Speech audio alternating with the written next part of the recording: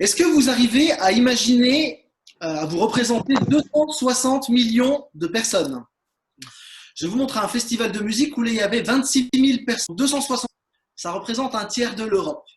Eh bien, l'an passé, selon l'organisation non gouvernementale Portes Ouvertes, eh bien, il y a 260 millions de chrétiens qui ont été persécutés, qui ont subi de fortes violences ou qui ont vécu de fortes pressions à cause de leur foi. Ça fait 15 millions de plus que l'année passée et ça représente surtout un chrétien sur 8.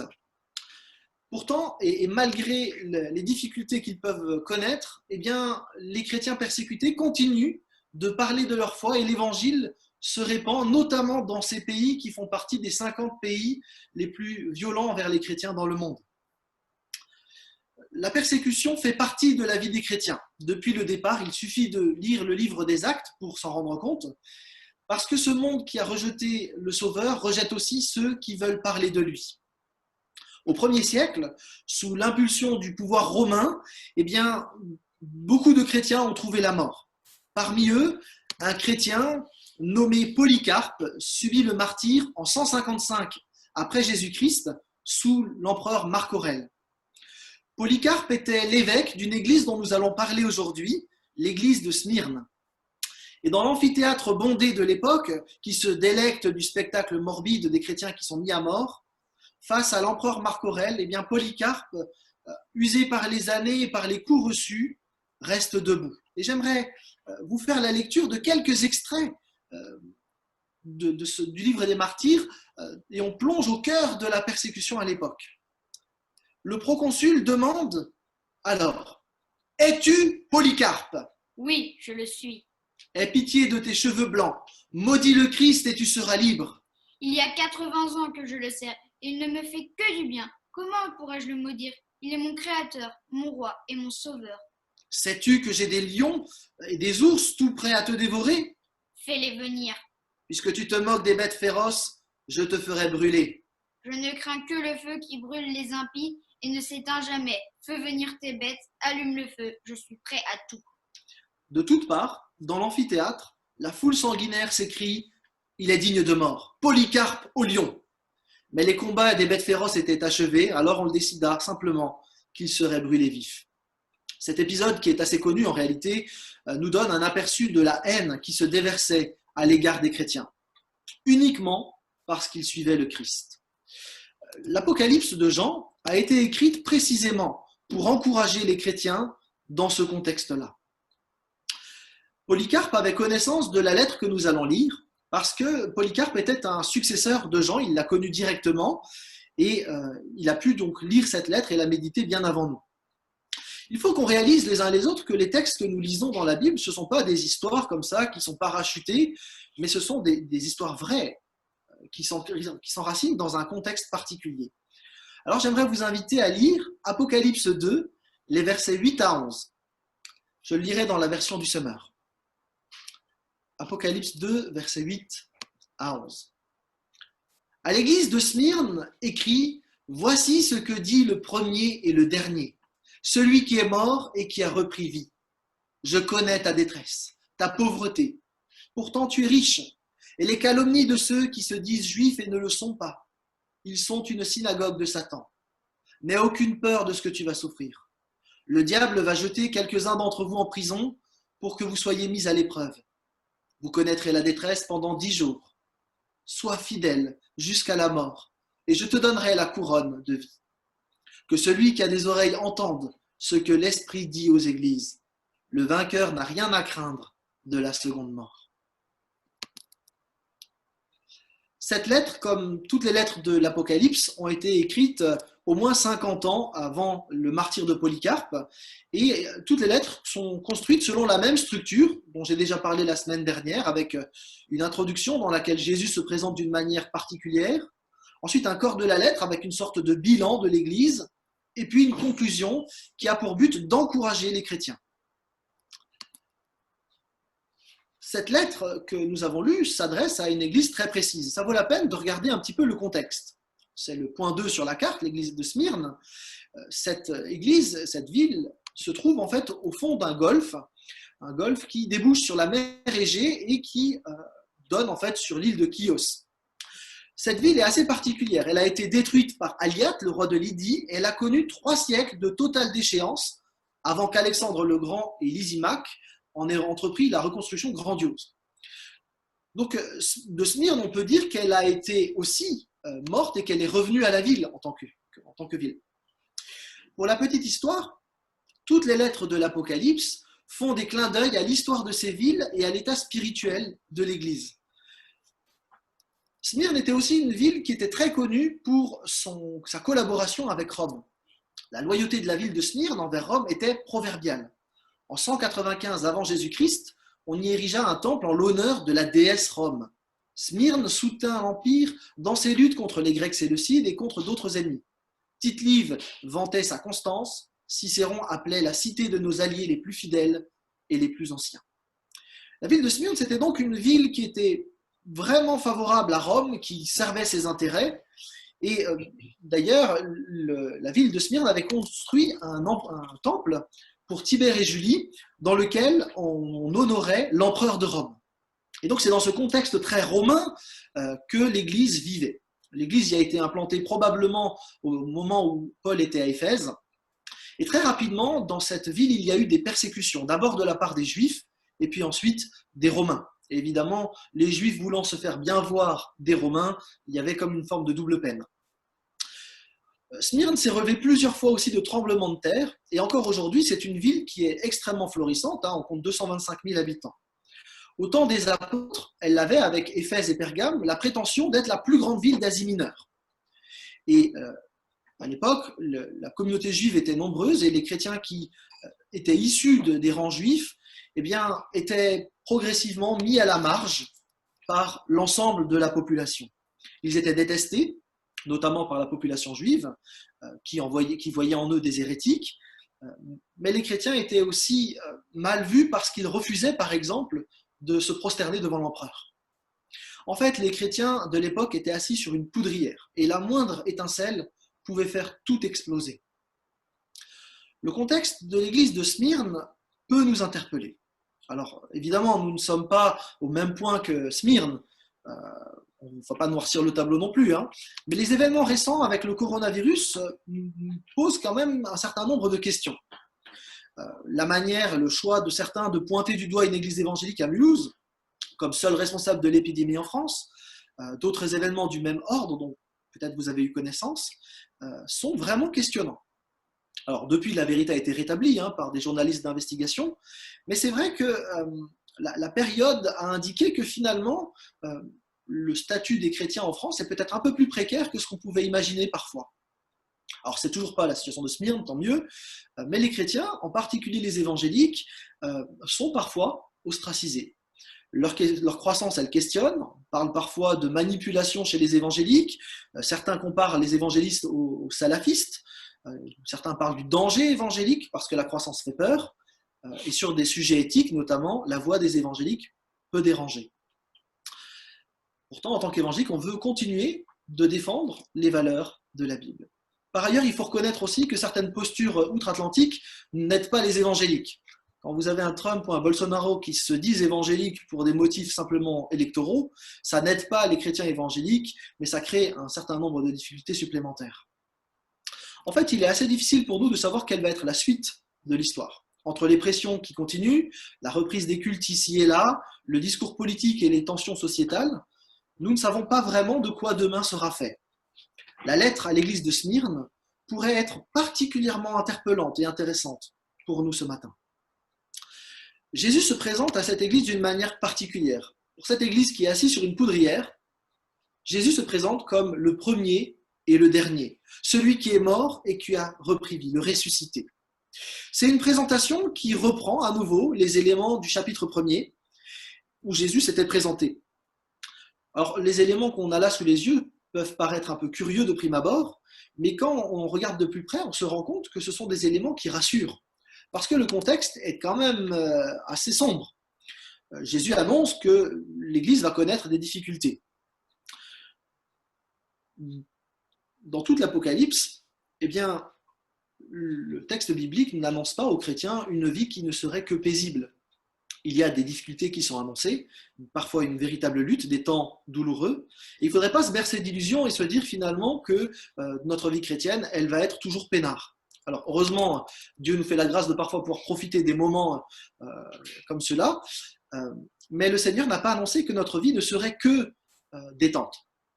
Les appels à veiller, à tenir ferme, à persévérer indiquent bien une réalité des difficultés qui pourraient se présenter à nous.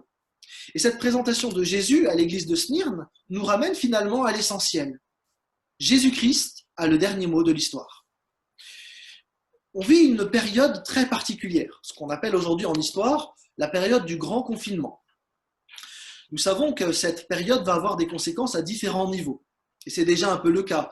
Je ne peux pas m'empêcher de penser que tout ce qui relève aujourd'hui des manifestations et des violences urbaines est aussi lié à une forme de niveau de stress qui n'a jamais été aussi élevé ces dernières années. Une crise économique va frapper l'Europe, notre pays en particulier, on le sait, quels que soient les scénarios qui sont envisagés. On sait que les mois qui viennent vont être des mois compliqués. Et il est vrai aussi que la défiance envers les politiques, envers tout le système qui est en place, avec aussi une forme de croyance facile envers les fake news, la crise sociale, la question du racisme, les tensions qui montent, sont des événements qui pourraient nous faire peur. Christ nous rappelle ce matin qui il est. Et il ne faut pas passer rapidement sur ce texte-là. Christ nous rappelle qu'il n'est pas un bébé dans une crèche. Il nous rappelle qu'il n'est pas un Dieu simplement lointain, qui n'aurait pas de pouvoir, mais il est pleinement et véritablement Dieu. Quels que soient les événements que nous vivons et que nous allons vivre, nous avons une certitude. Jésus-Christ est le premier et le dernier. Avoir l'espérance que le Christ est souverain, qu'il est le premier des ressuscités, que nous tous nous allons ressusciter avec lui si nous plaçons notre espérance en lui, eh bien c'est un espoir incroyable. Nous les chrétiens, malgré les circonstances, nous devrions être les plus heureux des humains. Pas parce que la vie serait plus simple pour nous, mais parce que nous savons en qui nous croyons. Nous savons qui est aux commandes. Il y a des choses qu'on ne comprend pas, mais nous avons foi dans celui qui a le dernier mot. Pour le moment, c'est vrai, Dieu n'intervient pas avec force et avec majesté.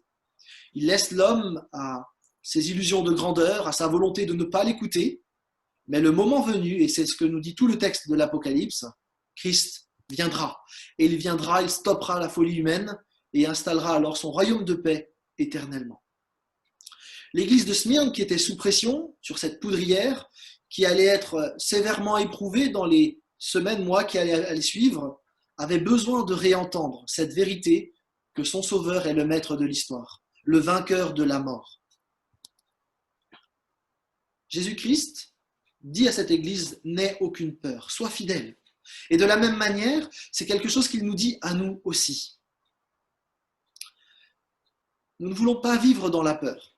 Nous ne voulons pas vivre dans l'angoisse des moments présents, mais avoir le regard tourné vers Jésus-Christ en étant lucide et en espérant. En Jésus, nous pouvons avoir la paix, quelles que soient les circonstances de nos vies. Et c'est vrai, la période que nous vivons est stressante et je sais que plusieurs parmi nous vivent ces temps avec beaucoup de stress, d'angoisse, de la peur et on peut la comprendre. Et simplement ce matin, j'aimerais vous inviter à tourner le regard vers Jésus-Christ tout à nouveau. C'est en lui seul que se trouve la paix. Comme dans toutes les lettres de l'Apocalypse, le Seigneur affirme connaître la situation de l'église de Smyrne. Et de la même manière, il connaît exactement ce que chacun nous pouvons vivre. Même quand nous avons du mal à mettre des mots sur ce que nous vivons, le Seigneur, lui, il connaît. Il sait exactement ce qui se passe en nous. Il sait, notamment pour l'église de Smyrne, à l'époque, que sa détresse et sa pauvreté est grande. Il est probable que la pauvreté de l'église était due au moins en partie à la spoliation de leurs biens par les persécuteurs païens ou juifs. De plus, il devait être difficile pour un chrétien opposé à tout compromis de gagner sa vie dans une ville païenne. D'autre part, l'hostilité des Juifs excluait les chrétiens de la protection officielle, de la tolérance dont ils jouissaient eux-mêmes. Les calomnies des Juifs étaient particulièrement difficiles à vivre pour les chrétiens, parce qu'ils étaient eux-mêmes juifs d'origine, et les critiques étaient injustes, elles n'étaient pas fondées. Ils étaient critiqués simplement parce qu'ils suivaient Jésus-Christ. On sait que plus tard, les Juifs ont On joint les acclamations du public dans l'amphithéâtre pour se réjouir de la mort de Polycarpe, qui était l'évêque de Smyrne. C'est assez terrible de vivre des telles injustices et de les subir de plein fouet. Et le Seigneur sait cette opposition. Il connaît la détresse. Il connaît les calomnies. Et les mots sont assez durs dans ce texte. Il dit que, alors que les Juifs se prétendaient synagogue de Dieu, peuple de Dieu, ils sont devenus synagogue de Satan. Alors il ne faudrait pas ici puiser des motifs antisémites que la Bible ne contient pas. Simplement, dans cette lettre, Jésus pointe du doigt une forme d'incohérence pour des gens qui font le mal et qui se disent amis de Dieu. De ce point de vue-là, il y aurait beaucoup à réfléchir, en réalité, sur les discours haineux de certains chrétiens. Et on ne peut pas se présenter la Bible à la main devant une église, par exemple, tout en ayant un mépris profond pour les plus pauvres, pour les plus faibles. On ne peut pas se dire chrétien et accepter toute forme d'injustice. On ne peut pas dire qu'on aime Christ si on n'aime pas son prochain. Pour le chrétien, il y a un impératif d'amour. La synagogue de Smyrne avait perdu de vue qui est Dieu et ce que Dieu demandait. Et on ne peut pas rester indifférent à une telle évolution. Passer d'une assemblée de Dieu qui révère, qui honore le roi des rois, à une assemblée de Satan, c'est pas banal, c'est terrible. Il ne faudrait pas croire que ce sont toujours les autres qui ne peuvent vivre un tel glissement. Nous aussi, nous pouvons vivre un tel glissement. Lorsque Paul écrit aux Galates, les traditions et les rites juifs avaient pris progressivement la place de Jésus-Christ. À Corinthe, Paul reprend sèchement les chrétiens, qui ne vivent plus dans l'amour, mais qui se détestent par orgueil, qui se disputent et qui déshonorent Dieu. De même, Jacques va interpeller les chrétiens sur leur usage de la langue, sur la manière de mépriser les plus pauvres et de faire honneur aux riches. Dans le contexte de crise qui est le nôtre, quel est notre discours? Quelle est notre manière de vivre? Est-ce que nous sommes le reflet de l'amour de Dieu pour ceux qui nous entourent, pour ceux qui nous voient vivre? C'est une vraie question. Dans le contexte de racisme qui est le nôtre, notamment, je suis assez convaincu que la multiculturalité serait un témoignage puissant pour le monde. Vivre réellement un témoignage de solidarité, de soutien réciproque, d'accueil des plus jeunes comme des plus anciens. La fraternité vécue d'une nouvelle manière, le vivre ensemble dont tout le monde parle. Nous sommes appelés, nous, à le vivre au nom de Christ. Et ce serait un beau témoignage. Mais pour le vivre, les amis, ce n'est pas simplement une question de bons sentiments, mais c'est une question de renouvellement personnel par le Saint-Esprit. Il n'y a que Dieu qui peut nous aider à le vivre. Nous avons besoin, et moi le premier, d'être transformés tout à nouveau par le Saint-Esprit. Sans l'action de Dieu dans ma vie, je ne peux pas vivre cette réalité-là. Ça resterait alors un vœu pieux, mais à aucun moment je ne pourrais vivre avec vous tous ce que Dieu désirerait pour son Église. Il nous appelle à être la lumière du monde. Nous ne pouvons pas être lumière du monde si Christ ne prend pas toute la place dans nos vies. Dieu attend de moi et de chacun d'entre nous autre chose que des vœux pieux. Il attend que réellement son Église, dans sa totalité, et son Église locale en particulier, puisse refléter son amour d'une manière concrète et pratique. Il me semble que la période de confinement a parfois été un indicateur pour nous montrer la valeur de la communion fraternelle. Je suis particulièrement frustré de ne pas pouvoir vous voir tous ce matin. Je vois un écran vide, je suis devant une caméra, mais je ne vous vois pas. Et ça me frustre de ne pas pouvoir discuter avec chacun d'entre vous. Et en même temps, le confinement a aussi montré que parfois, nos relations, elles étaient fragiles, parfois superficielles aussi. Se voir juste le dimanche matin ne suffit pas pour avoir des relations profondes. Et ce texte m'interpelle pour que nous puissions, les uns et les autres, vivre des relations plus profondes, plus ancrées. L'Église ne peut pas se vivre que le dimanche. Et il est important et même nécessaire que finalement on puisse développer des relations plus profondes dans la semaine. Et il me semble que les groupes de maison peuvent être des lieux où se vit une communion plus forte de ce point de vue-là. Un petit groupe avec qui on peut partager, avec qui on peut prier, lire la Bible et évoluer tout en exerçant une solidarité de proche en proche. Certains vont se réunir par proximité géographique, d'autres par affinité. Mais véritablement, j'aimerais nous encourager, alors que le déconfinement a commencé, de pouvoir avec sagesse et mesure, continuer des relations et les approfondir. Nous sommes appelés à aimer vraiment, à aimer en action. Le mot aimer dans la Bible, ce n'est pas un mot qui est juste un mot philosophique, mais souvent on le traduit par charité, pour dire que c'est un amour en action. Et c'est cet amour-là, cet amour en action que nous sommes appelés à vivre. La communion fraternelle, pleine, qui dépasse les barrières culturelles, générationnelles, qui se laisse conduire par le Saint-Esprit. Seul Dieu peut nous aider à vivre des relations profondes telles que lui les a imaginées.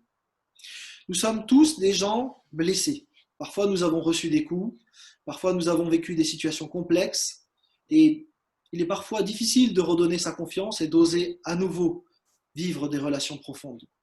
Et je sais que plusieurs ont vécu des sentiments comme ça dans leur histoire. Dans un livre que je vous recommande de Larry Crabb, ce pasteur encourage les chrétiens à retrouver la communion fraternelle profonde, la communion fraternelle véritable, qui ose aller plus loin que la superficialité d'un bonjour ça va. Cette communion, elle pourrait être probablement pas vécue avec tous les membres de l'Église, mais avec certains, on peut vivre une relation plus profonde. Et j'aimerais vous encourager vraiment à le vivre. Vivons dès maintenant des relations de qualité. Nos relations en Christ vont se prolonger dans l'éternité. Ça vaut la peine de commencer dès maintenant. Au-delà de l'amour en interne, nous sommes aussi invités à diffuser l'amour de Jésus-Christ au-delà de nos murs. Ça peut prendre des directions variées, mais le Saint-Esprit nous pousse nécessairement à partager l'espérance qui animait Jean, qui animait Polycarpe, et que nous avons aussi découvert en Jésus-Christ. Je l'ai dit tout à l'heure, mais la situation que nous vivons est stressante, angoissante à certains égards. Mais nous avons une espérance. Le monde autour de nous est stressé, angoissé aussi par la situation. Mais comment croiront-ils s'il n'y a personne qui leur dit qu'il y a une espérance? Comment est-ce qu'ils vont pouvoir voir qu'il y a quelqu'un qui les aime si personne ne leur montre jamais? Notre responsabilité est là engagée. Nous sommes appelés à faire goûter comme le Seigneur est bon. L'église de Smyrne essayait de vivre de cet amour. Probablement c'était imparfait. Les églises du 1er siècle n'étaient pas meilleures que celles que nous avons aujourd'hui. Mais les chrétiens essayaient, sous la conduite de l'Esprit, d'aimer leur prochain.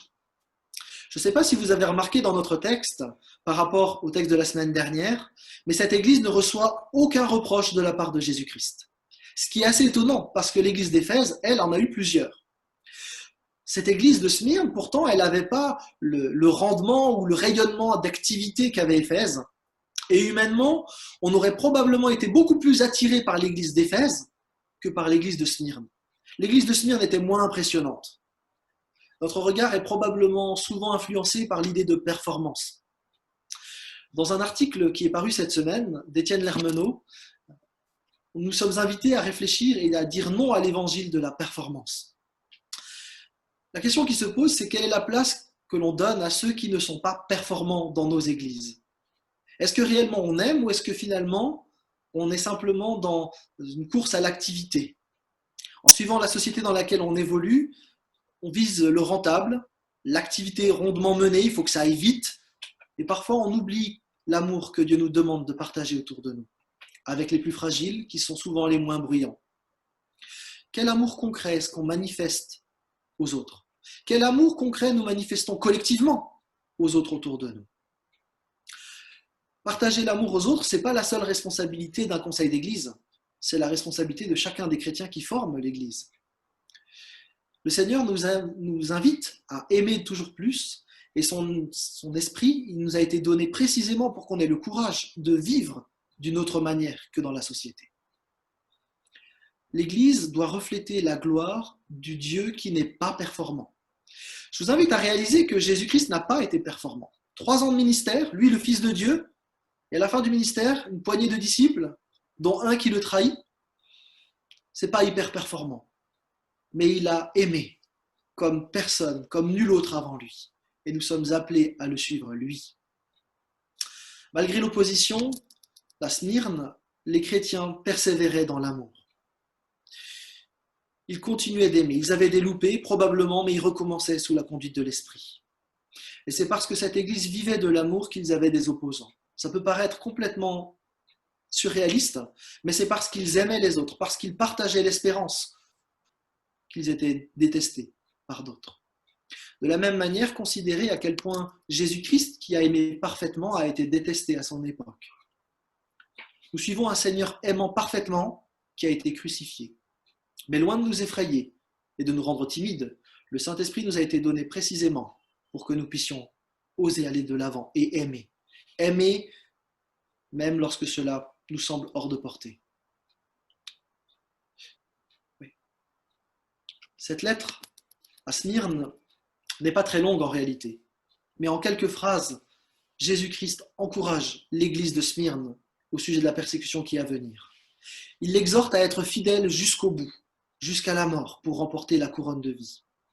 Jésus annonce une période de persécution, d'épreuve de 10 jours. Alors il y a eu énormément de commentaires à ce sujet-là. Il semble que l'église de Smyrne va vivre des persécutions extrêmement violentes sur un laps de temps très très court. Mais le plus important, c'est que Jésus promet une récompense aux vainqueurs. À nouveau, comme pour l'église d'Éphèse, Jésus-Christ encourage les chrétiens et les invite à considérer le moment de son retour, où la victoire sera définitive. Et dans notre texte, Jésus promet la couronne des vainqueurs. C'est une allusion évidente au jeu sportif. Le vainqueur des jeux recevait une couronne. Eh bien, cette couronne que Jésus promet, c'est la couronne de la vie éternelle.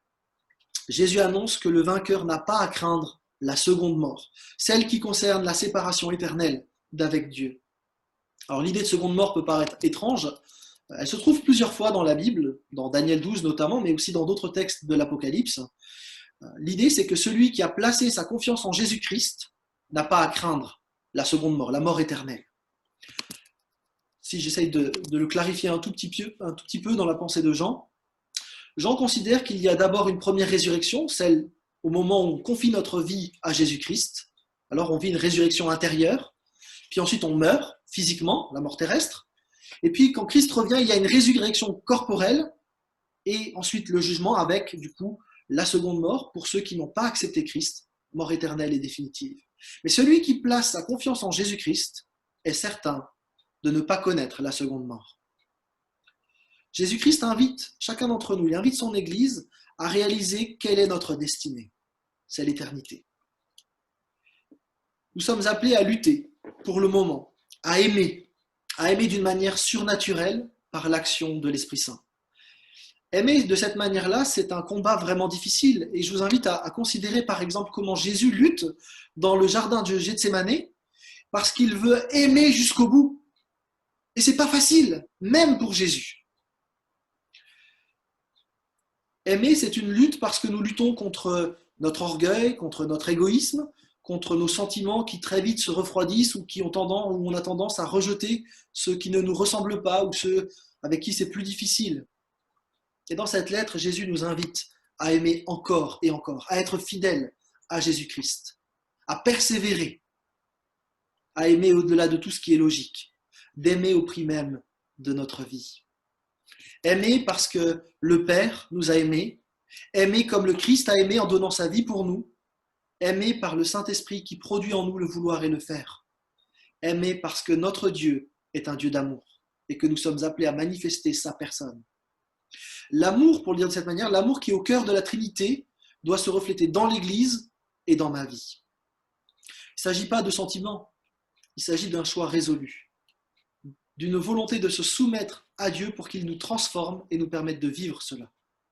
C'est d'ailleurs ce que dit Paul en 1 Corinthiens 9 où il parle de cette lutte. Tout lutteur se maîtrise en tout. Ceux-là le font pour remporter une couronne périssable, nous pour une couronne impérissable. Moi donc je cours, mais non pas à l'aventure. Je donne des coups de poing, mais non pas pour battre l'air. Au contraire, je malmène mon corps, je le traite comme un esclave, de peur qu'après avoir fait la proclamation pour les autres, je ne sois moi-même disqualifié. Dit autrement, Paul dit que c'est pas facile d'aimer. Même pour lui, l'apôtre, il lutte. Il lutte pour se soumettre au Saint-Esprit qui va le conduire. Il doit renoncer à certains droits. Il fait des efforts pour ne pas choquer, alors qu'il aurait la légitimité pour pouvoir faire ce qu'il avait envie, mais il luttait pour pouvoir montrer l'amour de Jésus-Christ à d'autres et être un témoin fidèle du Seigneur. Paul rappelle, tout comme cette lettre, le cœur de la vie chrétienne. Et Paul le rappelle aux Corinthiens de manière très simple. Il dit en somme 3 choses demeurent. La foi, l'espérance et l'amour, mais la plus grande d'entre elles, c'est l'amour. Toute la lettre à Smyrne que nous venons de lire nous invite à considérer la réalité que nous traversons avec les yeux de la foi. C'est vrai, les choses sont difficiles. C'est vrai, la situation est stressante et beaucoup vivent de l'angoisse. Mais nous voulons regarder le Seigneur avec foi. Nous savons qu'il vient. Nous pouvons lui faire confiance dans notre quotidien. Nous regardons aussi l'espérance qui est la nôtre. Nous n'avons pas à craindre la seconde mort. Jésus-Christ a tout accompli. Nous lui appartenons. Et nous sommes invités, sous la conduite du Saint-Esprit, à vivre de l'amour. La foi en Dieu le Père, l'espérance en Jésus-Christ, l'amour vécu par le Saint-Esprit.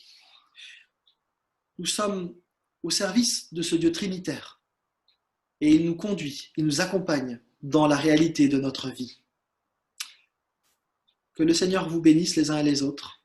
Bonne semaine à chacun. Soyez bénis.